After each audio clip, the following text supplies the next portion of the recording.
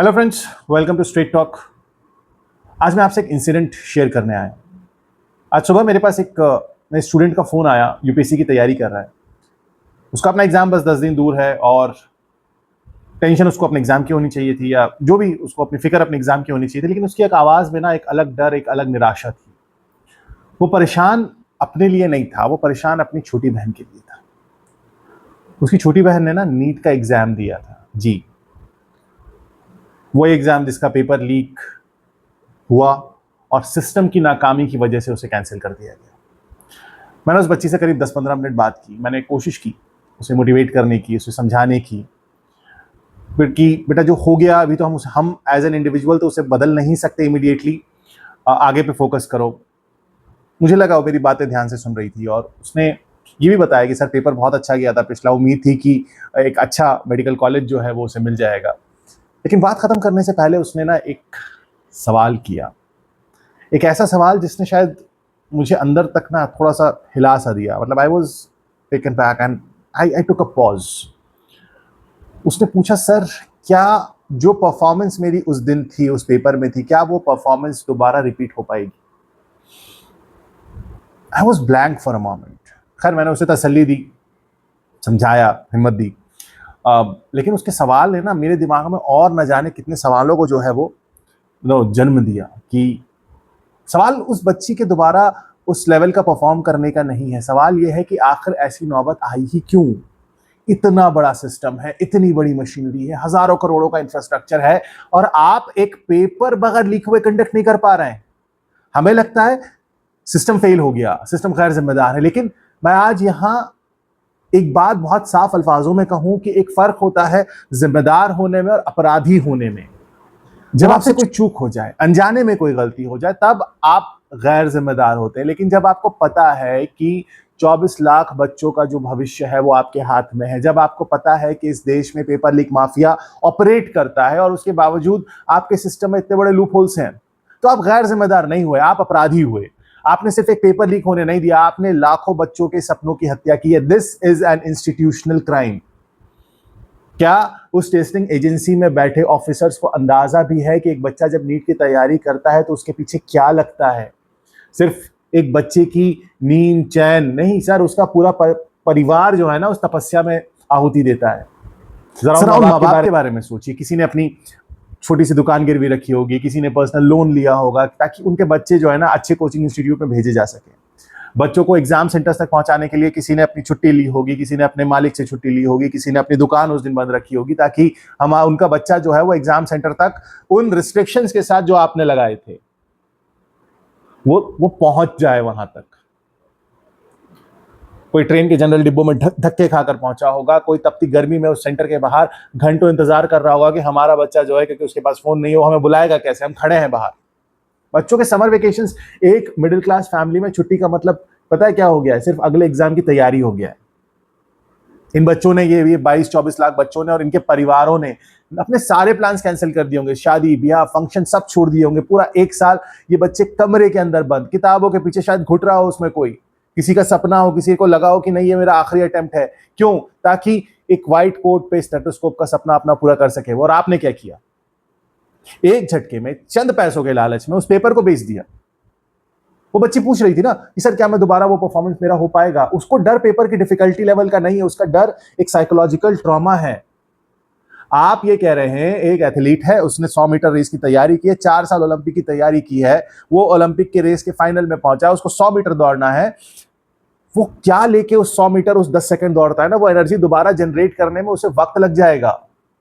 वो नहीं कर सकता। आपने क्या किया? आपने 100 मीटर जब उसने पूरा किया, नहीं आपने बोला नहीं इसको और पीछे खींच दो क्योंकि हमसे तो गलत नाप दिया गया था। आपने किसी बच्चे का वक्त नहीं चुराया है, आपने किसी किसी का जो है ना, आपने उन बच्चों के सेल्फ कॉन्फिडेंस को हिलाया है। आप नहीं समझ रहे हैं इस बात को। चलो मान लो एग्जाम दोबारा होगा, लेकिन इस डिले से क्या होगा? एकेडमिक सेशन पे फर्क पड़ सकता है, अभी काउंसलिंग में देर होगी, कॉलेजेस का एडमिशन प्रोसीजर है। एक तरफ आप बात कर रहे हैं हमारे देश में डॉक्टर्स पेशेंट रेशियो का ठीक करना है, एम्स बना रहे हैं, मेडिकल कॉलेजेस खोल रहे हैं, लेकिन इन कॉलेजेस में पढ़ने के लिए जो एक मॉरली एथिकली ट्रांसपेरेंट प्रोसेस होना चाहिए वो कहां है? इतना करप्ट बेस, डिलेड बेस, तो आगे चलकर हमारे आने वाली हेल्थ केयर फोर्स में क्या मॉरल फाउंडेशन रहेगा?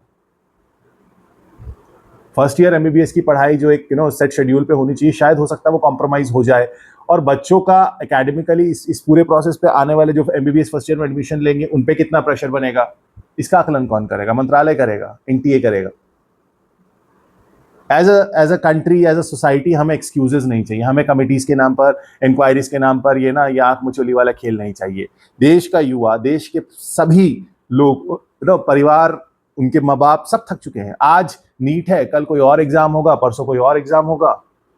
हमें अकाउंटेबिलिटी चाहिए। एक बच्चे ने बड़ी अच्छी बात बोली, मैंने फिर उसके बाद कुछ और बच्चों से भी बात की। बोले सर ये तो वो पेपर है या ये वो क्राइम है जो कि सरफेस हो गया, जो सामने आ गया। हो सकता है कि पिछले बार या उससे पिछली बार वाला तो खैर वो भी लीक हो गया था, कि कई बार ऐसा हो कि पेपर लीक होता हो, जिस साल सरफेस हो गया उस साल लीक हो गया हम सीखते हैं। हो सकता है जिस साल पकड़ में ही ना आया, और इस बार एजेंसी ने तो पकड़ा ही नहीं ना, ये तो बच्चों ने रिपोर्ट किया।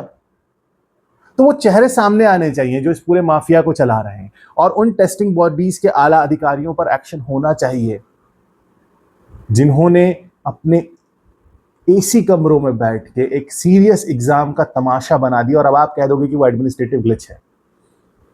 मेरी उन पेरेंट्स से, उन सभी अभिभावकों से गुजारिश है, मैं जानता हूं ये वक्त, एज अ पेरेंट मैं जानता हूं आपके लिए ये वक्त मुश्किल है, लेकिन सिस्टम की नाकामी को अपनी नाकामी मत बनने दीजिए।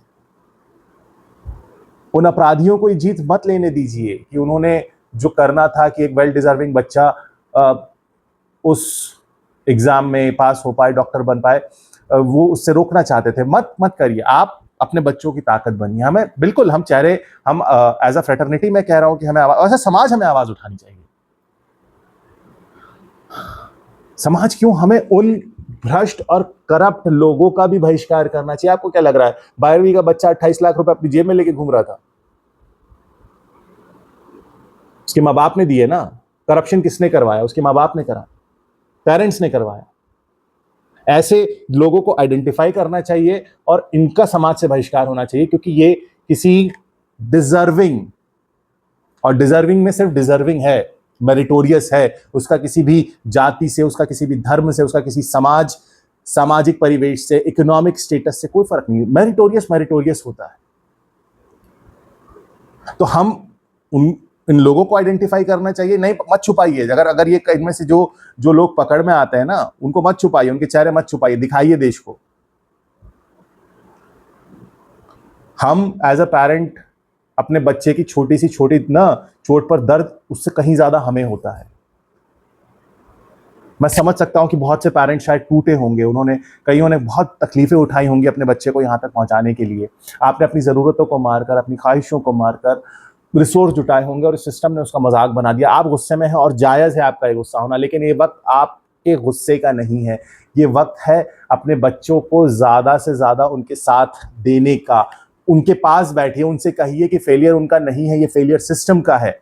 अपने अंदर उनको कोई गिल्ट मत आने दीजिए। उनको इतने दिनों में उनके ऊपर कोई, ये जब तक उनका अगला जो रीनीट है ना, वो जब तक नहीं हो जाता, तब तक उनके अंदर कोई प्रेशर मत आने दीजिए। इस वक्त अपने बच्चे के साथ बैठिए, उसके कंधे पर हाथ रखिए। उससे अच्छा मोटिवेशन इस दुनिया में कोई नहीं हो सकता। उसे भरोसा दीजिए, चाहे जो हो जाए, आप उसके साथ मजबूती से खड़े हैं। मैं उन स्टूडेंट से भी बात करूंगा। मुझे पता है आप एग्जॉस्टेड हैं, मेंटल बर्नआउट आपके पीक पर होगा। एक रेस जो आप खत्म कर चुके थे, उसकी फिनिश लाइन को अचानक आपसे और आगे खिसका दिया गया। अगर मैं बताऊं, अगर इस वक्त किसी बच्चे को रोना आ रहा है ना, बेटा रो लो। 1-2 दिन किताबों से दूर रहने का दिल चाह रहा है, दूर हो लो। अपने फ्रस्ट्रेशन को निकल जाने दीजिए मत। लेकिन उसके बाद ना आपको उठना पड़ेगा। यार, आप डॉक्टर बनने वाले हो।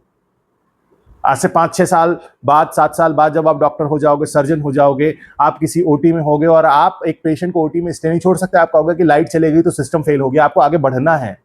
ये सिस्टम की नाकामी है, इससे अपने आत्मविश्वास की नाकामी मत बनने दो।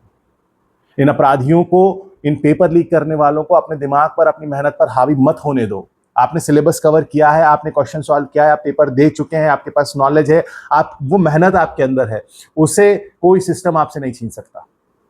थोड़ा वक्त लीजिए, अपने आप को गैदर करिए। इस फ्रस्ट्रेशन को, इस निराशा को एक आग में बदल दो। जब अगली बार जब आप उस एग्जाम में बैठो ना, तो that should be a new version of you, that should be a more effective and efficient version of you. As a fraternity मैं नीट के बच्चों को नहीं पढ़ाता, लेकिन एज अ फ्रेटर्निटी हम सबको आवाज उठानी है और हम आवाज उठाएंगे, क्योंकि ये बात सिर्फ एक एग्जाम की नहीं है, ये इस देश के भविष्य की है, आपके भविष्य की है, हमारे आने वाले हेल्थ केयर सिस्टम या आने वाले पूरे एडमिनिस्ट्रेटिव सिस्टम की नींव की है। इस नींव को इन दीमकों से खोखला तो नहीं होने दे सकते ना। इसीलिए मैं आपसे गुजारिश करता हूं, इस वीडियो को हर उस पेरेंट तक, हर उस स्टूडेंट तक पहुंचाइए जो इस वक्त शायद किसी न किसी मेंटल स्ट्रेस से गुजर रहा है। तो उन्हें पता चले यार वो अकेले नहीं है, सब है उनके साथ। हम नीट के या मेडिकल के बच्चों को जो है हम डायरेक्टली जानते हो नहीं जानते हो, डजंट मैटर। एक शेर याद आता है इस पे, ठीक है। अभी तो हमारे जहन में तो यही बात होगी कि मैं किसके हाथों में अपना लहू तलाश करूं, मैं किसके हाथों में अपना लहू तलाश करूं। तमाम शहर ने पहने हुए हैं दस्ताने, दस्ताने हम निकालेंगे, देखेंगे, हम भी देखेंगे। तो आवाज बुलंद रखिए, हिम्मत बनाए रखिए। जय हिंद।